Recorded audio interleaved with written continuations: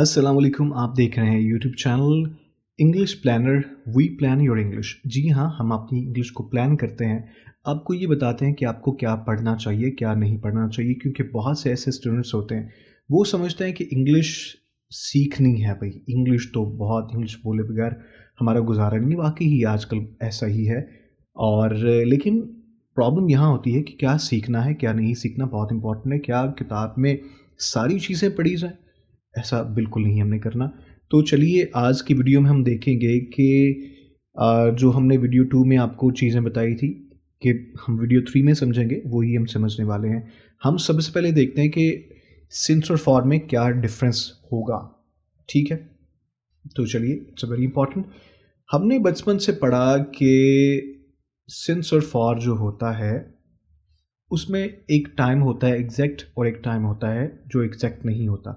जो time exact नहीं होता उसमें हम फॉर लगाते हैं, जो टाइम एग्जैक्ट होता है इसमें हम सिंस लगाते हैं। लेकिन इस बातों को हम थोड़ा आसान करके समझ लेते हैं।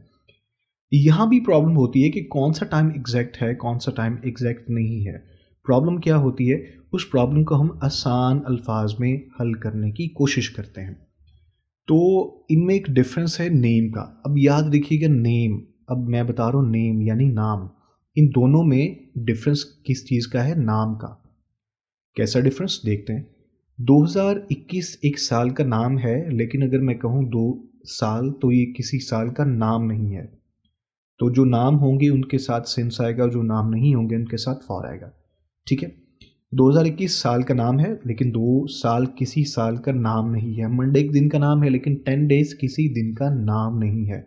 मई महीने का नाम है, बट 7 मंथ ये किसी भी महीने का नाम नहीं है। मॉर्निंग, इवनिंग, नाइट, मिडनाइट, नून, आफ्टरनून ये दिन में पहर होते हैं, ये उनके नाम है।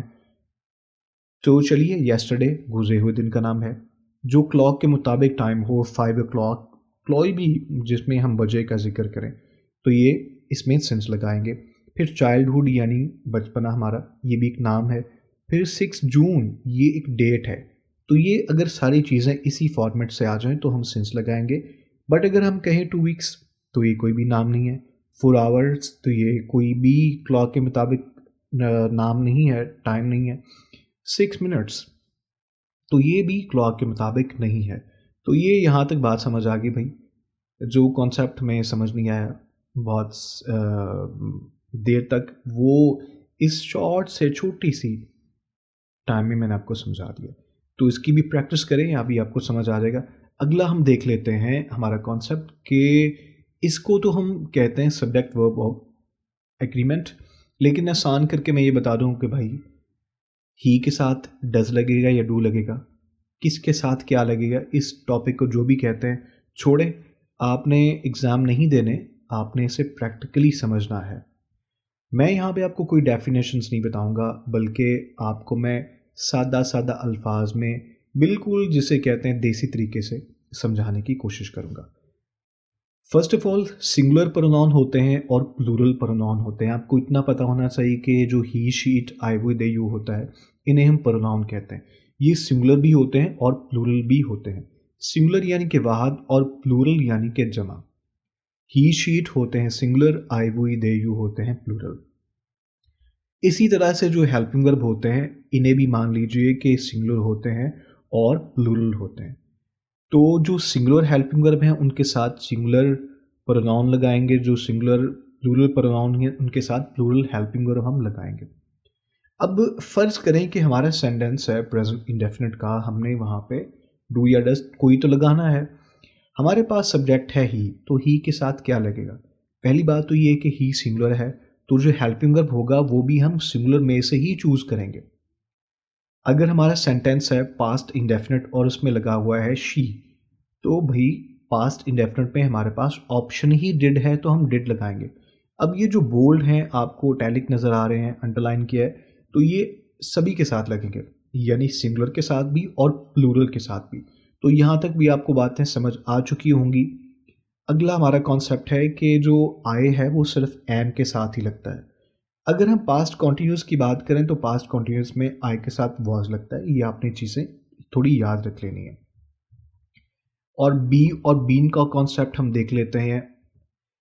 ये याद रखिएगा कि बी और बीन के बाद हमेशा वर्ब की फर्स्ट फॉर्म और साथ में आईएनजी लगेगा, जिस तरह से ये सेंटेंसेस मैंने लिखे हुए हैं, तो ये याद रखिएगा।